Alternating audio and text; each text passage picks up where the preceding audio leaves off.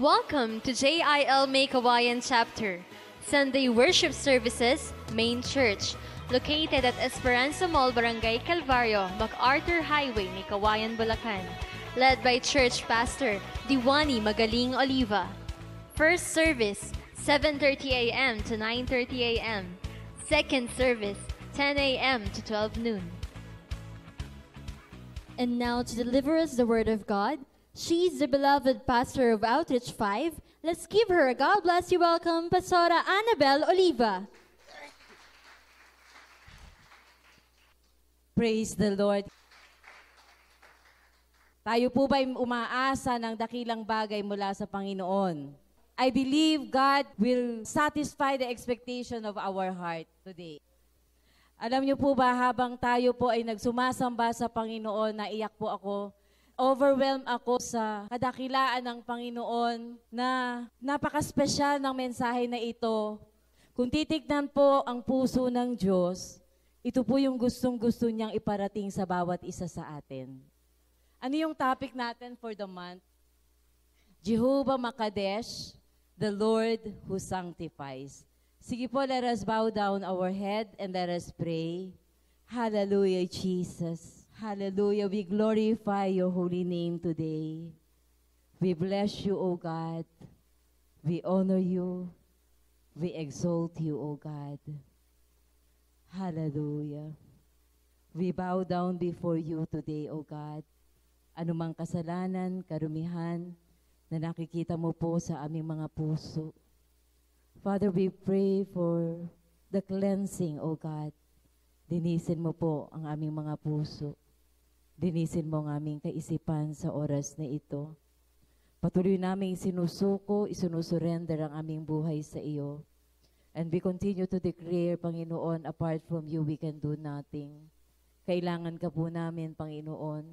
Mahal ka po namin, Panginoon, at nais namin na lumakad sa iyong kalooban. Lord, we pray, continue to manifest your presence in our midst. Empower your word, O God, as I speak your word today. And continue to prepare the heart of your people, Panginoon, na patuloy na matanggap ng buong buo ang mga pagpapalang inihahanda mo para sa bawat isa sa amin. Father, we expect great things from you, O God, as we give to you all the glory, honor, and praise. In the mighty name of Jesus, we pray. Amen and amen. Sino po dito yung mahilig magbiyahe? Enjoy na enjoy niya pag ang pinag-usapan ay travel. Masarap magbiyahe, lalo na kapag ang kasama mo, yung mga mahal mo sa buhay. At kapag alam mo na ang pupuntahan mo ay isang lugar na kung saan alam mong mag-i-enjoy ka, excited ka, mag-i-impake ka pa lang, naghahanda ka pa lang sa iyong pagta-travel, nandun na yung spirit of enjoyment, nandun na yung spirit of excitement, nandun yung spirit of expectancy. Alam mo, merong magandang gagawin dun sa lugar na iyon. Alam mong mag-i-enjoy ka sa lugar na iyon. Alam niyo po ba na ang nais ng Diyos ay magbiyahe po tayo? Yan. Merong isang biyahe na nais ng Diyos, sumama ka. Sama ba kayo sa biyahe ng Lord? Amen.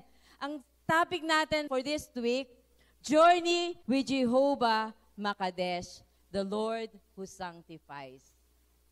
Praise the Lord. Purihin po ang Panginoon kasi sa biyahe na ito, merong specific purpose ang Diyos. Sabi nga po, nung tayo po ay nilikha ng Diyos, nung tayo ay tinawag ng Diyos, meron ng layunin ng Diyos sa buhay ng bawat isa sa atin. Hindi tayo ipinanganak ng ating mga nanay para lang mabuhay. Para lang kumain, matulog, magtrabaho. Tapos noon, ano mangyayari pag nagkaedad na tayo? Mamamatay. Parang walang meaning, walang purpose ang buhay. Pero hindi iyon ang kalooban ng Diyos. Katulad ng pagbabiyahe. Amen po ba? Nais ng Diyos na yung specific purpose niya sa travel na ito ay madala tayo dun sa isang lugar na ang tawag po ay holiness. The place of holiness. Tinawag ka ng Diyos mula sa kasalanan. Dati, tingin ko sa sarili ko, okay naman ako eh. Pero hindi ko alam, yung puso ko puno na pala ng galit, sama ng loob, bitterness. Puno ng kasalanan, marumi. Bagamat hindi ako yung tipo na lantad yung kasalanan, nagnanakaw, pumapatay, pero ganun tayong lahat. Ang sabing ganon, yung level ng kasalanan, maliit man o malaki, sa harapan ng Diyos pare-pareho. So ganun tayong lahat, di po ba? Makasalanan, marumi. Kung ikukumpara natin, para tayong isang bata na naglaro sa putikan, punong-puno ng dumi, punong-puno ng putik, pero dahil sa pag-ibig ng Diyos sa atin, tayo po'y nilinis ng Diyos nung tinanggap natin siya sa ating puso bilang sariling Panginoon at tagapagligtas ng ating buhay. Alam niyo po ba ang ginawa ng Diyos? Nilinis ka niya. Pinaputi ka niya. Dinalisay niya ang iyong buhay. So sabi pong ganon, tinawag ka ng Diyos sa isang lakbayin, hindi para pagkatapos kang linisin ng Diyos, bumalik ka uli dun sa putik, dumihan mo uli, lagyan mo uli ng putik yung sarili mo. Tama ba? Kundi lakarin mo yung landas patungo sa kabanalan. Sabi nga nun, be holy for I am holy, says the Lord. Magpakabanal ka, sapagkat akong si Yahweh na tumawag sa iyo ay banal. Medyo mabigat yung mensahe na ito kasi pagdating sa mensahe na Lord, parang ang hirap. Parang masyadong extreme. Di po ba? God is inviting you to join this special trip, and all who loves Jesus at ang lahat ng tunay na nagmamahal sa Diyos ay gugustuhing sumakay sa biyahe na ito. Sumama sa biyahe na ito. Babagtasin natin yung road called sanctification. Sa Genesis chapter 6 verse 9, sabi pong ganun dito, napakabuting tao ni Noe. Siya na lamang ang natitirang matuwid ng panahong iyon, palibhasay na muhay na kasama ang Diyos. Sa English po, Noah was a righteous man, blameless among the people of his time, and he walked faithfully with God. Why Noah was able to take a higher walk? Kung titingnan natin, pag pinag-usapan, sino dito yung nabasa yung verse na ito? Ano yung unang pumasok sa isip natin? Pang-kay Noe lang yan. He walked, palibhasay na muhay na kasama ang Diyos, kaya among evil people, the people surrounding him, sa paikot, sa palibot ng mga masasama, makasalanang tao, na walang kinikilalang Diyos, merong isang Noe na nag-stand out, umangat, nagningning, naging kakaiba sa lahat. Posible kaya, hindi ba pumasok sa isip natin, kung nabasa nyo na yun, kaya ko rin kayang lumakad ng ganito? What a big question. Napakalaking tanong. Kaya ko rin ba na lumakad sa ganitong klase ng lakad? What is the secret of Noe? Ano yung sekreto ni Noe, ni Noah? Bakit nagawa niyang lumakad ng ganong klase ng lakad? Special ba yung clay na ginamit ng Lord sa kanya? Kesa dun sa clay na ginamit ng Lord sa iyo nung hinubog ka niya? Mas malakas ba yung kapangyarihan ng Diyos nung kinreate niya si Noah? Kesa dun sa kapangyarihan niya nung kinreate niya ikaw at ako? So tingnan natin ano yung sikreto. Kasi ang pagkatawag ng Diyos sa atin, dapat nakaset apart ka, nakahiwalay ka, dapat kakaiba ka, distinct ka sa karamihan. Sa panahon ni Noe, ang daling makita yung pagkakaiba ng isang taong matuwid sa harapan ng Diyos kasi kitang-kita evil people versus godly man. Kaya stand out ka agad. Pero sa panahon natin ngayon, paano makikita yung totoong Kristiyano samantalang lahat nagpo-profess na sila ay Kristiyano at sinasabing sila'y Christian? Di ba? Parang ang hirap i-identify sino ang totoong Kristiyano at sino ang hindi. Paano ka mag-stand out sa kabramihan ng mga tao who believe and who declare that they are Christian. Kung sila ay mabait, dapat mas mabait ka. Kung sila loving, dapat mas loving ka. Kung sila generous, dapat mas generous ka. Amen? Dapat nag-stand out ka. You should walk above the rest. Dapat mas mataas ka, mas nagkikita ka, mas nagniningning ka. Arise and shine for your light has come. Sabi nga gano'n, dapat nag-a-arise ka. Sabi nga gano'n sa 2 Corinthians chapter 5 verse 17, if any man is in Christ, he is a new creation. Sabihin mo sa sarili mo, I am a new creation. Isa pa, isigaw mo, I am a new creation. This truth must sink very deep in your heart. Yung katotohanan na ito dapat mag-sink in ng malalim sa puso ng bawat isa sa atin. I am a new creation. The old has gone and the new has come. Amen po ba? Anong new creation, anong new nature ito na meron ka? God has imputed in you His own righteousness. Kung titingnan po natin sa palengke, bibili ka ng mansanas, pipili ka ng pinakamaganda sa lahat, di po ba? Ihiwalay mo to, itatangi mo to, kasi ito'y para sa iyo. Pero kapag ang Diyos ang bibili ng mansanas, ihiwala yung mansanas mula sa karamihan, parehong mansanas yan. Yung mansanas na galing doon sa tindera at yung mansanas na pinili ng Diyos para sa Kanya, ano ang pagkakaiba? Dahil ang Diyos ay banal, lahat ng pag-aari niya ay banal.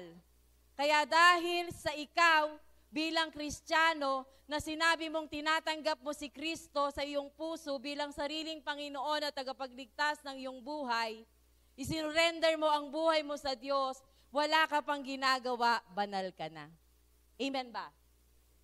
Hindi dahil sa ginawa mo, kundi dahil pag-aari ka ng isang banal na Diyos. Ang tawag po doon ay positional holiness. Amen? You are holy and are capable to do holiness. Kalakip ng God's imputed holiness is the ability to do holy works, to live a holy life. Amen? So wag mong sabihin, hindi mo na dapat kinakanta yung salitang, gusto kong bumait pero di ko magawa. Dapat wala na yon dun sa iyong line-up ng song na iyong kinakanta. Kasi I can do all things through Christ Jesus which strengthened me. When God commanded something, He will give you the ability to do it. Hindi ka bibigyan ng utos kung hindi mo kayang sundin. Amen po ba?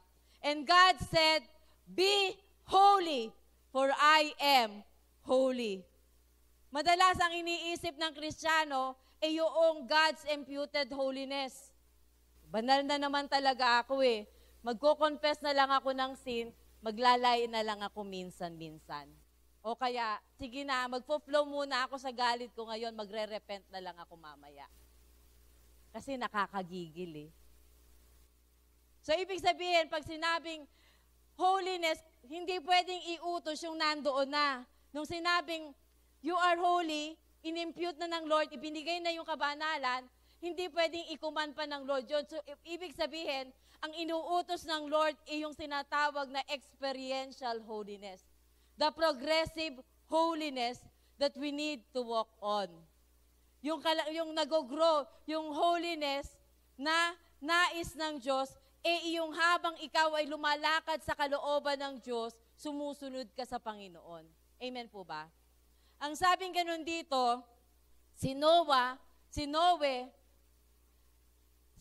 makita natin dito, nalakaran niya to. Nalakaran niya to. Ano yung sekreto? Nagrema sa akin yung verse dun sa sabing ganon, palibhasay na muhay na kasama ang Diyos. Ibig sabihin, walk through the day with Jehovah Makadesh. The first secret of Noah walked through the day with Jehovah Makadesh. Anong ibig sabihin nito? Sino nagdidibo? Amen. Tayong lahat, amen, nagdidibo? It is more than divo. It is more than your devotional life. Kung ikaw, pagising mo sa umaga, ikaw ay nanalangin, lumuhod sa Diyos, sumamba sa Panginoon, nag-meditate ng Word of God, presto, okay na. Pagtayo mong ganon, iniwan mo na si Lord. Kaya merong Kristiyano, pagkatapos manalangin, intercessor, prayer warfare, pagkatapos ng init-init ka agad ng ulo. Amen ba? Pero si Noah, sabi nga ganon, hindi niya iniiwan si Jesus sa kanyang prayer closet. He made Jesus his constant companion. Lord, samahan mo na ako sa buong maghapon na ito. After worshiping God, after presenting all his heart to God during the day, Lord, tulungan mo ako sa maghapon na ito, ingatan mo ako, samahan mo ako anumang pagsubok, problema. Pagtayo niyang gano'n, Lord, dali ka na. Mag-umpisa na tayo ng araw. Amen po ba? Kaya pala merong pray without ceasing. Sabi gano'n, posible ba yun, pray without ceasing? Ibig sabihin, you are constantly aware of God's presence in your life. Pag sinabing kasama mo si Lord, kung ikaw ay estudyante, magagawa mo bang mangopya sa kodiko kapag alam mong nakatingin sa iyo si teacher? At kapag alam mo, ikaw ay anak, tapos yung nanay nakatingin sa iyo, magagawa mong mangupit? Hindi. Kapag kasama mo si Lord, maiingatan ang puso mo. Amen ba? Praise the Lord.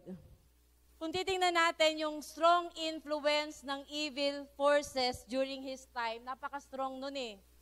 Sabi ko, how come that Noah was able, paano si Noah na-resist niya yung matinding impluensya ng evil influence surrounding him? Ano kaya ang dahilan? Sabing ganon, Noah was strongly influenced by God. His eyes were focused on God. Ang kanyang mata ay nakatuon sa Diyos. Pansinin mo, kapag ikaw ay nakatitig sa isang bagay, yung nasa paligid niyan, malabo ang tingin. Nagiging blurred. Amen ba? Kapag nakafocus ka sa Diyos, yung evil influence will become weak. Will become blurred. Lalabo ang tingin mo sa impluensya, sa evil influence. Amen po ba? We need to focus our eyes on Jesus, on His Word, on His promises, on His purpose in your life. Yung purpose ng Diyos sa buhay mo, kapag ikaw ay naglalakad, kapag ikaw ay merong journey, ang tuon ng paningin mo, dun sa pupuntahin mo, pagkatapos nito mag-e-enjoy ako. Pag nakarating na ako dun sa lugar na pupuntahan ko, sigurado masarap yun. Diba? Doon ka nakatuon. Kaya yung hirap ng biyahe, parang hindi mo naiinda kasi excited ka. Tama ba? His ears were attentive to His voice. When God speaks, Noah listened. Kapag ang Diyos ay nangusap, si Noah nakatutok yung tainga niya. And when God commanded something, Noah obeyed. Amen. Hindi siya katulad ni David. Ano ba yung nangyari kay David? Sa kanyang travel with God, nag-sightseeing si David eh. Di po ba? Sa kanyang pagsa-sightseeing, hindi niya alam na una na ang Diyos. Nag-stuck siya dun sa isang lugar na detour siya, bumagsak sa kasalanan, nakakita ng isang magandang babae, bumagsak sa kasalanan. Amen po ba? Ganun ang nangyayari kapag ang paningin natin ay natutuon sa ibang mga bagay. At hindi sa Diyos, hindi sa layunin ng Diyos, at hindi doon sa pupuntahan natin, sabing ganon, the road to righteousness and holiness. Ito yung pagkatawag ng Diyos sa akin, dapat ito yung aking pagpursigihan. Amen. Dapat nakatuon ka doon. I am called by God to live a holy life. Dapat yun ang nasa isip mo palagi. Tinawag ako ng Diyos para lumakad sa kabanalan. Nakatingin ng Diyos sa akin. at siya rin ang tititigan ko. Ang tainga ko, itutuon ko ano ba yung gusto ng Diyos sa araw na ito. Ano ba ang nais ng Diyos na gawin ko sa araw na ito. At yun lang ang iyong gagawin. Amen ba? Pangalawa, join God in the wilderness. Dito nagkakaroon ng problema madalas. Sa Matthew chapter 4, makita po natin si Jesus, dinala ng Espiritu ng Diyos sa wilderness to be tempted by devil. 40 days and 40 nights, hindi siya kumain, hindi siya uminom, kundi ang ginawa niya, he spent time with God. Wilderness is a place where you weaken your flesh that God may strengthen your spirit. Kapag malakas ang flesh mo, nung ikaw ay naging Kristiyano, hindi natanggal yung dating ikaw na merong instinct o merong desire na gumawa ng kasalanan. Pinahihina lang ng Espiritu ng Diyos. Pero kapag yung flesh na ito, ang tawag dito ay yung carnal nature. The carnal man in you. Yung carnal man na yan, pwedeng humina, pwedeng lumakas. Depende sa iyo. Kaya gusto ng Lord, sabi gano'n, dinala ng Espiritu ng Diyos si Jesus dun sa wilderness to be tempted by devil, the place where Jesus have to weaken his flesh. Kasi napakahalaga nito dahil kapag ang flesh mo ay malakas, hindi mo ma-enjoy ang journey. Amen? Pag ang flesh mo malakas, hindi ka tatagal sa journey, gi-give up ka. Sasabihin mo, ayoko na, napapagod ako, nahihirapan ako, hindi ko na kayang sumunod sa kalooban ng Diyos. Bakit? Tingin mo kasi nag-e-enjoy ka sa panunood ng, di naman kasalanan ng Aldab eh. Nakaka-enjoy nga yun eh. Ang masama yung pinipindot sa internet, ano ba yon? Porno. Di ba? Yung sinasatisfy yung flesh mo, ine-enjoy mo yung carnal na, yung kasalanan, di ba? Ang sinasabi natin ito, yung bagay na mag-feed sa flesh mo. Pupunta ka sa lugar, maraming nagsasayaw doon na babaeng magaganda. Sino sinasatisfy mo? Di yung flesh mo. Makikinig ka, manonood ka ng TV, nakikita mo merong mga kung ano-anong ginagawa doon. Diba? Ano masasatisfy? Di flesh mo. Kapag pinifeed mo yung flesh mo, doon sa time na gusto na Lord, ang i-feed mo yung spiritual mo, doon lumalakas yung flesh. Kaya kinakailangan, alam niyo po ba na sa Kristiyanong seryosong gustong lumakad sa kabanalan, dapat kasama ang fasting. Dapat kasama ang fasting sa buhay ng Kristiyano na gustong sumunod ng totohanan sa kalooban ng Diyos. Kasi sa fasting, hindi lamang pinahihina ang physical mong katawan, kundi ang totoong pinahihina nito ay yung carnal nature in you. Para busugin ang spirito mo, to strengthen your spirit that you may be able to obey the will of God. Kasi ang laman, likas na kukontra sa spirito. Kaya kailangan mong mag-fast. Ang maganda pa rito, kasama mo, hindi mo lang kasama si Lord, kundi Christ dwells in you. Amen? Hindi mo lang kabadi-badi si Lord na habang naglalakad, Lord, palakasin mo ako. Hindi lang ganun eh. Kundi ang Diyos ay nananahan sa puso mo. Kaya kapag mineditate mo, kapag in-entertain mo, ang mga bagay na nais na ipagawa ng Diyos sa iyo, mag-fasting, manalangin, sumamba sa Diyos, God will surely strengthen you. Iwi-weaken ng Diyos yung flesh mo.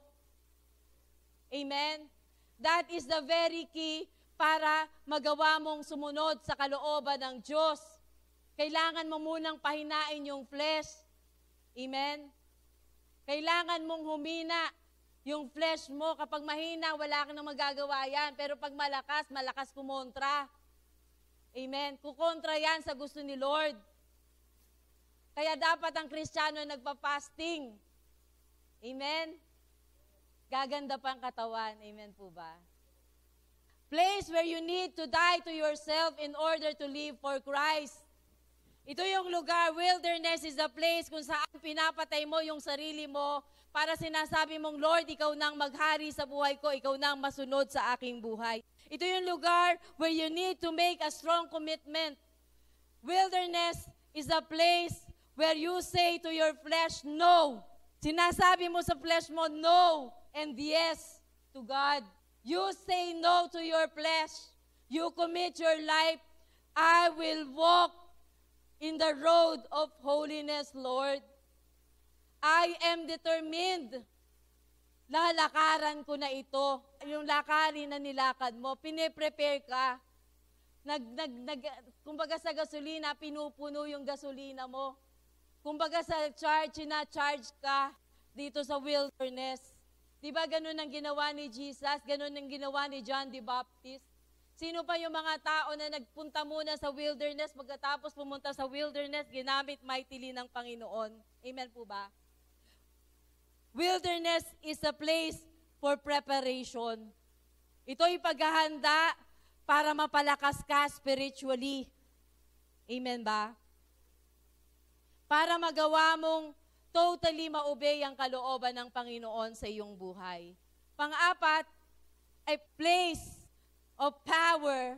Ito'y lugar kung saan ang kapangyarihan ng Diyos ay binubuhos niya sa iyo para magawa mong sumunod sa kalooban ng Diyos, para magawa mong mag-go against yung gawa ng kaaway sa iyong buhay, para malabanan mo yung flesh, para malabanan mo yung works of the devil in your life. Di ba ganun ang ginawa ni Jesus? Sabi niya ganon, man shall not live by bread alone, but by the word that proceeded from the mouth of God. Meron ng power yung kanyang mga salita. The word of God has the ability to put down the works of the devil in his life. Bakit? Malakas ang kanyang spiritu. He was strong. He is powerful. Kung gusto mong maging makapangyarihan, kung gusto mong maging malakas, malabanan mo ang flesh, malabanan mo ang gawa ng demonyo, pumunta ka sa wilderness. Amen ba? Go to the place where Jesus went. Go. Pumunta ka sa lugar kung saan lumakad si Jesus, sa wilderness. Ito yung preparation, the secret why Jesus become victorious dun sa kanyang ministry dito sa lupa. Ito yung sikreto kung bakit naging matagumpay si Kristo nung ginanap niya yung kanyang layunin dito sa lupa. Pangatlo, pass through the rough road with Jehovah Makadesh. Ang buhay Kristiyano, hindi puro smooth and sailing. Amen po ba? Masarap mag-travel, masarap magbiyahe kapag alam mo ang sasakyan mo, eroplano, di po ba? Kapag ikaw medyo nagtitipid, sige, medyo barko na lang. At kapag medyo tipid pa, mag-jeep ka na lang. Kaso ang lakaran dito, ang travel dito, nung Old Testament time, wala pang sasakyan nung araw. Lakaran to, rough. Ang gagamitin mo, paa. Sama ka pa ba? Ang lakaran dito, paa ang gagamitin. Meron ka namang sinelas. Kaya lang hindi mo pagpipili ang dadaanan mo. Hindi pa nating smooth ang dadaanan mo. There will come a time na dadaan ka sa road na kung saan ito ay mabaku-bako, mahirap lakaran. So sabing ganon, sama ka lang. Si Noah sumama eh. Sa Genesis chapter 6 verse 13, makita natin hanggang 22, kung gaano ka-rough yung kanyang pinagdaanan. Kasi pinakita ng Diyos sa kanya, among these people, ikaw na lang ang matuwid, kaya ganito plano ko, gagawin ko sa mundo. Gugunawin ko ang mundo sa pamamagitan ng isang baha. Napaka-smooth ng araw, napakasikat ng araw. Ang hirap kaya, lahat sila puro masasama, tapos ikaw, sasabihin mo magbago kayo, magsisi kayo, o kaya gagawa ka ng barko. Kailangan mo ng pananampalataya during this time, sa panahon na ito, kapag ikaw nagbibiyahe sa rough road. Uncertain, hindi mo alam, parang ang hirap kumilos. Ano ba yung mga problema, pagsubok natin, na nakikita natin ang ating sarili, medyo baku-baku na yung aking daan na nilalakaran. Kailangan mo ng matinding pananampalataya sa Panginoon. Si Noah, nagawa niya na lumakad sa lugar na ito kasi alam niyang kasama niya ang Diyos. Nakagawa siya ng isang barko, napapasok niya doon ang kanyang ang buong pamilya, naligtas sila dahil sa gaano man ka-difficult yung sitwasyon na iyon, gaano man kahirap, edad ni Noe, para gumawa ng isang barko, pero nalakaran niya yung lugar na iyon. Amen po ba?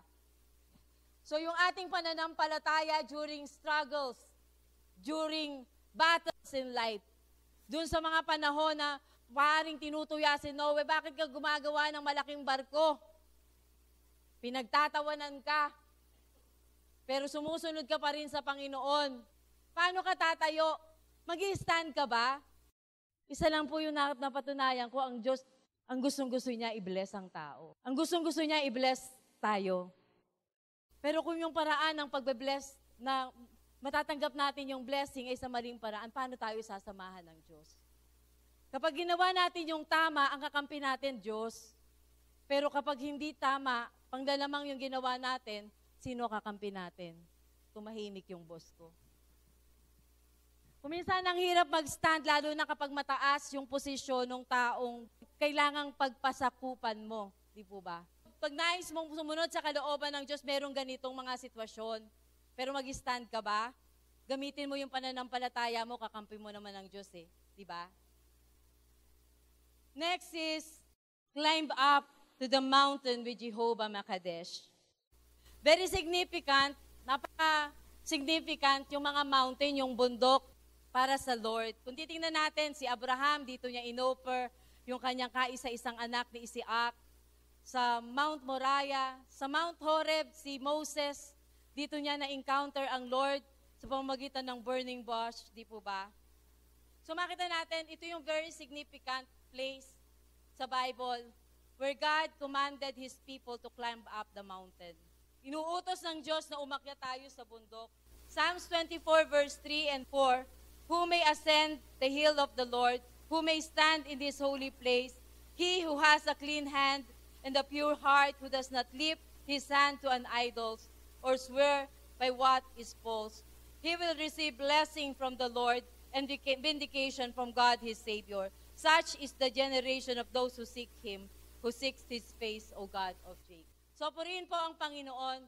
Makita natin dito, sino daw ang pwedeng umakyat doon sa bundok ng Diyos, siya na mayroong malinis na puso, malinis na kamay. Kapag ikaw ba aakyat ng bundok, tatanggalin mo yung lahat na magpapabigat sa iyong daladalahin. Yung pinakamagaan na pwede mong dalan, yun ang dadalin mo, di po ba? Kaya tapon mo na yung anumang inggit, magpapabigat yan sa'yo.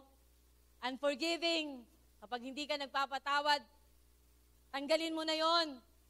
Tanggalin mo na yung mga bagahe ng kahambugan, bagahe ng kasalanan, carnality.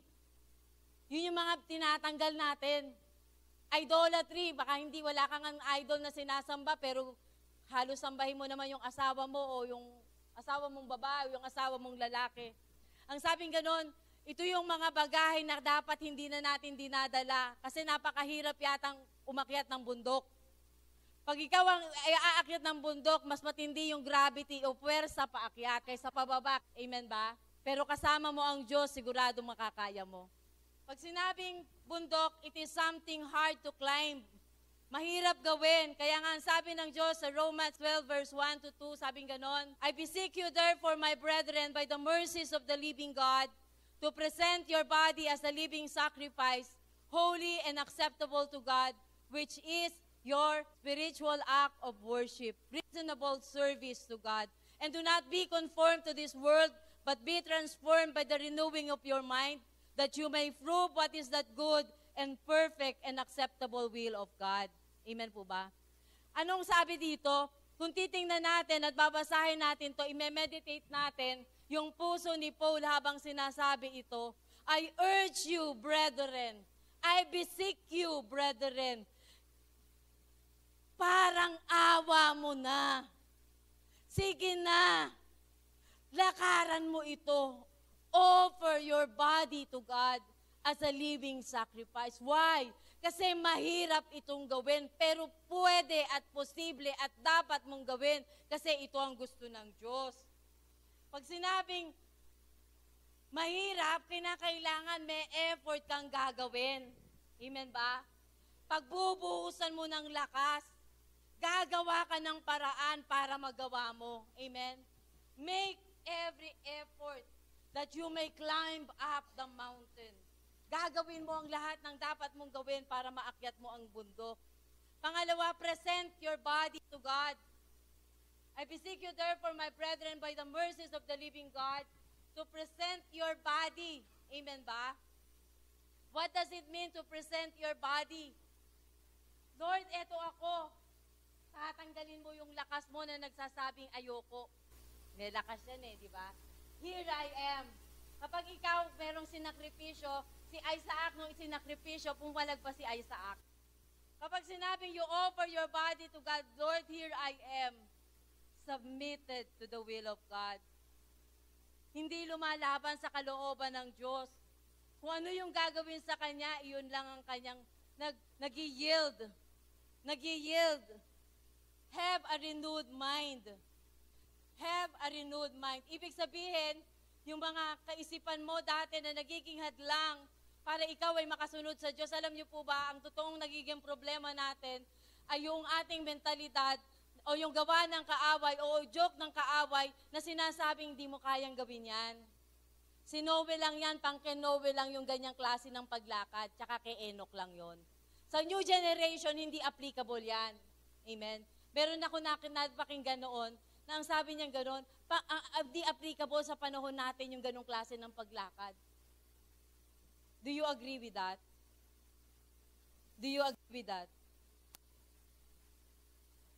Parang tahimik tayo. Oo nga ba o hindi? Agree nga ba ako o hindi? Kasi our God yesterday, ang Diyos ni Abraham, Diyos din ni Isaac, Diyos din ng bawat isa sa atin ngayon. Alam niyo po ba kaya ako umiiyak? Noong last Sunday pa umiiyak ako, sabi ko, Lord, ang ganda ng mensahe, pero paano ko to i-apply? Kitang-kita ko yung sarili ko, sabi kong gano'n. Kitang-kita ko yung sarili ko, how can I apply this truth? Paano ko i-apply yung truth na ito? Alam niyo po ba kung anong pina-imagine ng Lord sa akin, yung kamay niya? Nakaganon yung kamay niya, parang sinasabi ng Lord sa akin, halika, sumama ka lang. Kung sakaling mapagod ka, palalakasin kita. Pag nagutom ka along the way sa travel, bubusugin kita. Pag nauhaw ka, paiinumin kita. At pag talagang hindi mo na kaya, kakargahin kita. Amen. Do not limit what God can do in our lives. Kaya hindi natin nagagawa kasi hindi natin sinasabing kaya natin gawin. Ang sekreto, pray to God. Did you pray that kind of prayer? Nangahas ka bang manalangin, Panginoon, paano ba lumakad si Eno? Kaya ko bang gawin to? Baka pwede, tulungan mo ko. Posible ko kayang gawin to, Lord. Pero ang sabi ng Lord, my hand is stretching forth on you. Ito yung kamay ko. Abutin mo lang. Remove all the limitations in your mind. Alisin mo ang lahat ng limitasyon sa kaisipan mo. At yung sinasabi ng kaaway na hindi mo makakaya. Dahil ako ang nagsasabing you can do all things to Christ Jesus who strengtheneth you. At ang sabi ng Biblia sa John chapter 12, greater things you will do. Amen? Higit pa rito ang kaya mong gawin kapag humingi ka sa akin. You need to ask God that you may walk this kind of walk. Kailangan nilingin mo pala sa Diyos na lumakad ka ng ganung klase ng pagkalakad. Why? Anong dahilan? Alam niyo kung anong dahilan? You will not see God. I will not see God without it. Holiness. This is God's requirement. Kung gusto mo na makita ang mukha ng Diyos at tunay maranasan ang pagliligtas ng Panginoon, kailangan mong sumama sa travel na ito. Kailangan paniwalaan mo yung sinasabi ng Diyos na kaya mo itong gawin. Amen ba? Kakayanin mo kasi malakas at makapangyarihan ang Diyos na magbibigay sa iyo ng kapangyarihang magawa ito. Amen ba? At ang panghuli, enjoy the mountaintop experience with Jehovah Makadesh. Hindi pala puro hirap. Amen? Hindi pala puro sakripisyo. Meron pong nakalaan na pagpapala sa biyahe na ito. Amen po ba? Sa Genesis chapter 8 verse 4, makita po natin dito, bakit kaya sa bundok lumapag yung arko ni Noe? Very significant ang mountain. Pero sa tuktok ng bundok lumapag yung barko ni Noe. Mountain signifies victory. Mountains is a place of protection and safety. Itong lugar na ito ay lugar kung saan meron kang katiyakan ng kaligtasan. Amen ba? This is the place where God commissioned Noah. Sabi ng Lord kay Noah, sige, lumapag na kayo, magpakarami kayo. Amen ba? Ito yung lugar kung saan sinasabi ng Lord sa atin, declare the glory of the Lord because I have won the victory. Tingnan mo, pinagtagumpay kita. Sabihin mo sa lahat, magtatagumpay sila. Amen? Sabihin mo sa lahat, magtatagumpay sila. Sabihin mo sa lahat, magtatagumpay sila kapag sumama sila sa journey na ito. It is a place of fellowship with God. Masarap yata makipag-fellowship sa Lord. Amen ba? No one can explain the joy that God will give to you on the mountaintop. Walang salita na pwedeng magsabi kung gaano kadakila yung kagalakang pwede mong maranasan sa mountaintop na kasama mo ang Diyos. Ito yung place kung saan i-reveal ng Diyos yung mga secret things. Naalala ko sa Matthew chapter 5, dinala ng Diyos ang kanyang mga disciples sa doon sa bundok at doon siya nangaral, pinangaral niya yung the Beatitude. Pero ang daming sumusunod sa kanya. Naiwan sa paanan ng bundok yung iba, yung disciples lang ang nagpatuloy. Only those who will climb up the mountain will receive special blessings from God. Hindi napakinggan yung napakagandang mensahe na nais ng Diyos mapakinggan ng lahat. Napakinggan lang ng iilan na handang sumunod sa Panginoon. Amen ba? So makita po natin dito, purihin po ang Panginoon na merong spesyal na pagkatawag po ang bawat isa sa atin. At yon, ang nais ng Diyos ay lugar kung saan mapaparangalan natin ang Diyos. Doon makikita na totoo ngang tayo'y Kristiyano at hindi tayo mapag-aalinlangan ng totoo bang Kristiyano to o nagkikristyanuhan lang. Amen ba? Doon sa lugar na ito, sa journey na ito, ipupurify ng husto ng Lord yung ating paglakad sa Panginoon. And we have no option. Sanctification is God's requirement, not an option. Yung pagpapaging banal, requirements to. Pag sinabing requirements, hindi mo mararating yung pupuntahan mo kung hindi mo gagawin ito. Amen ba? Hindi mo mararating ang langit na pinapangarap mo na kung saan kasama ang Diyos, na ang pinangako doon ay hindi ka naluluha, hindi ka naiiyak, hindi ka na maghihirap. Hindi mo mararating ang lugar na iyon kung hindi mo lalakaran ang journey na ito. Pero ang napakaganda sa journey na ito, bagamat ito'y mahirap, bagamat ito ay very challenging, ito po ay masayang lakbayin. Amen po ba? Dahil kasama natin ang Diyos. This is a joyful and fulfilling journey. Amen. Joyful and fulfilling journey na kung saan we have the assurance that God is with us. That God will never leave us nor forsake us. Kapag pinili nating lakaran ito, sigurado tayo ang tagumpay. Are we willing to join the journey? Amen. Tumayo po tayong lahat. At ipakita natin sa Diyos, Lord, I am willing to join the journey. Sama-sama natin kunin ang kamay ng Diyos at sabihin, Lord, tinatanggap ko ang imbitasyon mo. Lord, tinatanggap ko ang imbitasyon mo. Sasama ako sa iyo sa lakbaying ito. Yes, O Lord, I will commit my life to you, O God, to walk in righteousness, to walk in holiness. Isang bagay na nais mo na lakaran ko. Nakikita mo ang aking kahinaan. Nakikita mo sa umpisa pa lamang po, Panginoon, parang sinasabi na ng aking sarili, ng aking isipan, hindi ko kaya, Lord. Paano ko magagawa ito? mahina ako. Just open your heart to God right now. Express what you feel. Sabihin mo, gusto kong sumama, Lord, pero yung isip ko sinasabi parang hindi ko kaya. Yung isip ko sinasabi baka mabigo kita.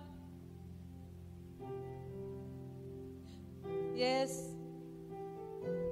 Open your heart to God right now.